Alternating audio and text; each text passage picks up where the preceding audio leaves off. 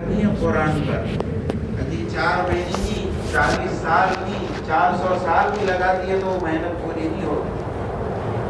قرآن کیا ہے؟ کس کی کتاب ہے؟ اللہ. جی سمندر ہے قرآن. ابھی تو صحیح پڑھنے نہیں آ رہا ہم کو. کہتے تھے قرآن کو صحیح پڑھنے کی محنت، تجوید، ترتیل، مخارج ابھی تک سیکھ رہے ہیں. ابھی پچھلے ہفتے میں نے پوچھا قاری صاحب سے کہ یہ کیسے پڑھیں گے اور یہ کیسے پڑھنا ہے. سیکھیں گے تو پتہ چلے گا. پوچھیں گے پڑھ کر سنائیں گے کہ صاحب میں تو جبرائیل کا پوترا ہوں، مجھ کو کیا ذرا سیکھنے کی ضرورت ہے. سمندر ہے قرآن. قرآن کو صحیح پڑھنے کی محنت، پھر فرمایا قرآن کو سمجھنے کی محنت. قرآن کو سمجھیں، قرآن پر عمل کی محنت. قرآن زندگی، قرآن کی اصل جگہ کیا ہے؟ شیلف ہے، موبائل ہے. ہماری زندگی آنکھوں کا قرآن آنکھوں میں آئے، زبان کا قرآن زبان میں. تو زندگی میں قرآن، چلتا پھرتا قرآن بنے ہماری زندگی. اور چوتھے فرماتے تھے قرآن کو پھیلانے کی محنت، قرآن کی اشاعت. پوری دنیا میں قرآن زندہ ہو، پڑھا جائے، پڑھایا جائے، سیکھا جائے، سکھایا جائے، سمجھا جائے، سمجھایا جائے، زندگیوں میں برتا جائے اور برتوایا جائے پوری دنیا میں. 4 مہینے بس ہے. بولو بھائی 4 مہینے کی بات مت کرو. میرا فلانا کام اٹکا ہوا ہے، وہ ہو جائے تو، اور وہ ہو جائے تو، اور یوں ہو جائے تو. ہو رہا ہے. ایک لطیفہ اور سن لیجیے. 2 گدھے پرانے دوست آپس میں ملے زمانے کے بعد تو ایک دوسرے کی خیریت. لطیفہ سنا رہا ہوں، گھبرائی نہیں. بتاؤ بولے بخاری کا وہ بتاؤ، حوالہ بتاؤ. بخاری کا بخار لگ گیا ہے.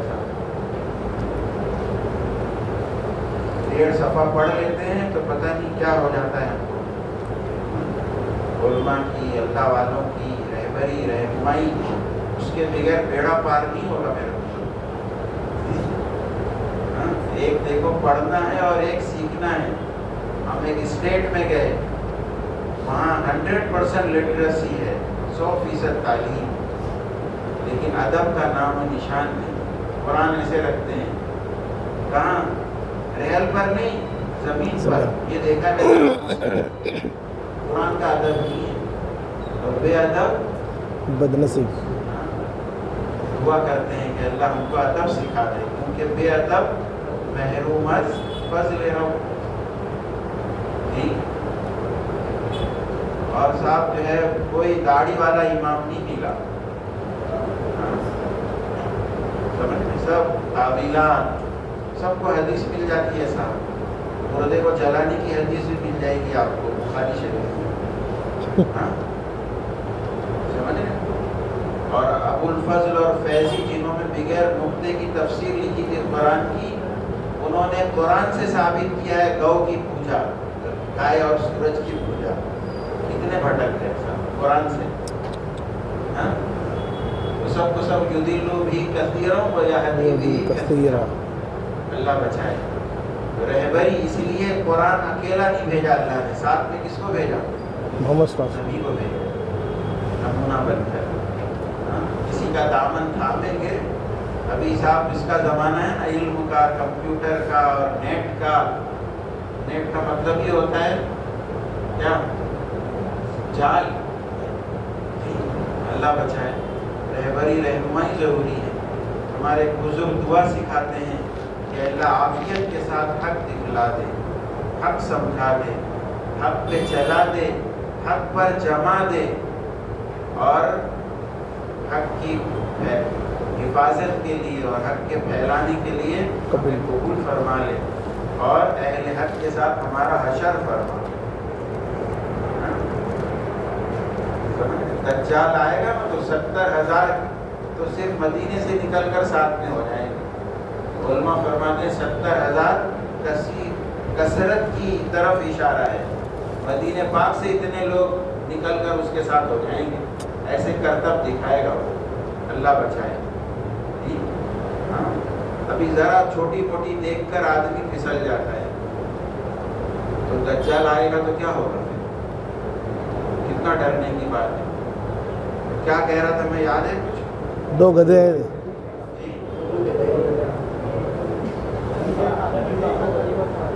نہیں، اور ایک بات سنا رہا تھا پیچھے. نہیں میں کہہ رہا تھا سیکھنا اور ہے اور پڑھنا اور ہے. سیکھنا اور ہے اور پڑھنا اور ہے. پوری کتاب پی ایچ ڈی کر لے، میں کہہ رہا ہوں ڈرائیونگ پر، کار چلا لے گا. پی ایچ ڈی کر لے سوئمنگ پر تو تیر لے گا. جی سمجھ میں آ رہی ہے بات؟ تو پڑھنا اور ہے اور سیکھنا اور ہے. اللہ کے راستے میں سیکھنا پڑتا ہے سب نکل کر. سمجھ رہے ہیں؟ تو وہ بات وہاں ہمارے سمجھ میں آئی اس اسٹیٹ میں کہ صاحب پڑھے تو بہت ہے لیکن اللہ کی محبت کو سیکھا ہی نہیں ہے، نبی کی محبت کو سیکھا ہی نہیں ہے. تو دور ہے عمل سے، پڑھ کر بھی عمل سے دور ہے. تو میں بات دیکھو کہاں سے کہاں چلی جا رہی ہے. میں کہہ رہا تھا کہ صاحب تمنا آرزو میں آدمی ٹالتے رہتا ہے. تو کتابوں میں لکھا ہے ٹالنے والے کثرت سے جائیں گے جہنم میں. فجر ٹال دی سونے میں، ابھی تو بہت وقت ہے اور سورج نکل گیا صاحب. ٹالتے ٹالتے سیرت کی کتابوں میں بہت سارے واقعات ہیں ٹالنے کے. تو ٹالنے والے ایمان سے محروم چلے گئے آپ صلی اللہ علیہ وسلم کے زمانے میں. ٹالے نہیں، امید ہوتی یہ کام ہو گیا تو 2 گدھے ملے پرانے دوست بہت دنوں کے بعد، خیریت پوچھی کہ کیا حال ہے. تو ایک نے دوسرے سے کہا کہ صاحب میرا مالک تو بہت رحم دل ہے، دھوبی ہے، کپڑے لانے لے جانے ہیں، مارتا بھی نہیں ہے، کھانے بھی اچھا دیتا ہے. دوسرے نے کہا کہ صاحب میرا مالک تو بہت ظالم ہے، کنسٹرکشن کا کام ہے اس کا، اینٹ اٹھاؤ اور سیمنٹ اٹھاؤ، اور مارتا بھی بہت ہے، کھانے بھی نہیں دیتا ہے. تو دوسرے گدھے نے مشورہ دیا اس کو کہ بھاگ جا، پھر کیوں رکا ہے، بھاگ جا. میں نے نہیں، ایک امید پر رکا ہوا ہوں. کیا امید ہے؟ کہا وہ مالک جو ہے نا میرا، اس کی بیٹی ہے بہت خوبصورت، وہ شرارت کرتی ہے، کچھ اونچ نیچ کرتی ہے، تو وہ مالک اس کو ڈراتا ہے، دھمکی دیتا ہے کہ تو صحیح ہو جائے میں تو ایک گدھے سے تیری شادی کر دوں گا. تو جا رہی ہے کہ نہیں؟ جا رہی ہے اوپر سے. ہو جائے گی نا شادی؟ کیا خیال ہے آپ کا؟ ہو جائے گی؟ تو امیدوں میں الحاکم التکاثر حتی زرتم المقابر. پہنچ جائے گا آدمی قبروں میں ایک دوسرے پر کیا کہتے ہیں وہ ایسا تو میں ایسا. اس نے شادی میں 5 کیا بولتے ہیں اسٹارٹر، میں 10 رکھوں گا. اس نے شادی میں اتنا بڑا ڈیکوریشن کیا تھا تو میں ایسا کروں گا، اور وہ ایسا تو میں ایسا. کرتے کرتے آدمی قبر میں، اور پھر وہاں جا کر عقل آئے گی، وہاں دیکھے گا آنکھوں سے تو فائدہ ہوگا. ہاں بھائی آج موقع ہے اپنے آپ کو ٹھیک کرنے کا، اللہ کا مطیع و فرما بردار بنانے کا. اور میں نے عرض کیا تھا بیچ میں کہ ماننا جو ہے وہ روح ہے اس کائنات. ہم سب مان رہے ہیں، ہم سب کسی نہ کسی کی مان کر چل رہے ہیں. کس کی مان رہے ہیں بتاؤ؟ شیطان کی، نفس کی، جی دوست یاروں کی، خاندان کی، رسم رواج کی، اور کبھی کبھی اللہ میاں. شیخ بھی راضی رہے اور شیطان بھی. وہ کہتے ہیں میں بھی ہوٹل میں پیو، میں سمجھتے ہو اس کو بولتے ہیں، میں بھی ہوٹل میں پیو، چندہ بھی مسجد میں دو. شیخ بھی راضی رہے، شیطان بھی بیزار نہ ہو. پرانی دوستی ہے. ایسا نہیں، کامل 2 رنگی چھوڑ دے، یک رنگ ہو جا، یا سراپا موم بن یا سراپا سر. کامل اطاعت. تمنا کریں سب پہلے، نیت کریں پہلے کہ مجھ کو بننا ہے ایسا. ذرا کہو اللہ سے کہ اللہ میں تیرا اور تو تیرا، میں تیرا. اور میں کس کا؟ اللہ جی میں اللہ کا، اور اللہ میرے یہ طے کریں۔ مقصود کہتے ہیں مجھے تیری ہی جستجو ہو، میرے دل میں تو ہی تو ہو، تو ہی مقصود ہے، تو ہی مطلوب ہے، تیری ہی آرزو ہے۔ تو صوفیہ کہتے ہیں جملے نے بڑا کام کیا۔ اللہ والوں سے اللہ سے یوں کہتے تھے اللہ تو ہی مقصود ہے، تو ہی مطلوب ہے، تیری ہی آرزو، الہی مقصود من تو و رجائے تو چاہیے۔ خواجہ صاحب اپنی مناجات میں کہتے تھے ہم دعا مانگتے ہیں نا، کبھی اللہ کو بھی مانگا میں نے، آپ نے اللہ سے کہتے تھے تو کر بے خبر ساری خبروں سے مجھ کو، الہی رہوں ایک خبردار تیرا، کوئی تجھ سے کچھ کوئی کچھ مانگتا ہے، الہی میں تجھ سے طلبگار تیرا۔ عجیب و غریب ان کے اللہ کی محبت اور عشق کے اشعار ہیں۔ کہتے تھے سب وہ یاد میں تیری سب کو بھلا دوں، کوئی نہ مجھ کو یاد رہے، تجھ پر سب گھر بار لٹا دوں، خانے دل آباد رہے، سب خوشیوں کو آگ لگا دوں، غم سے تیرے دل شاد رہے، اب تو رہے بس تادم آخر ورد زباں ہے میرے الہ، لا الہ الا اللہ، لا الہ الا اللہ۔ تو یہ راستہ ہے دنیا کو بھی عزت والا، برکت والا، رحمت والا، عافیت والا، قبولیت والا بنانے کا، اور مرنے کے بعد جنت والا بنانے کا۔ اور من مانی کی جگہ جنت۔ یہاں کیا کرنا ہے؟ یہاں اگر من مانی کی میں نے آپ نے تو تھوڑی سی اور تھوڑی دیر کے لیے، برابر ہمیشہ کے لیے کر سکتے ہیں، اور بڑی من مانی کر سکتے ہیں نا۔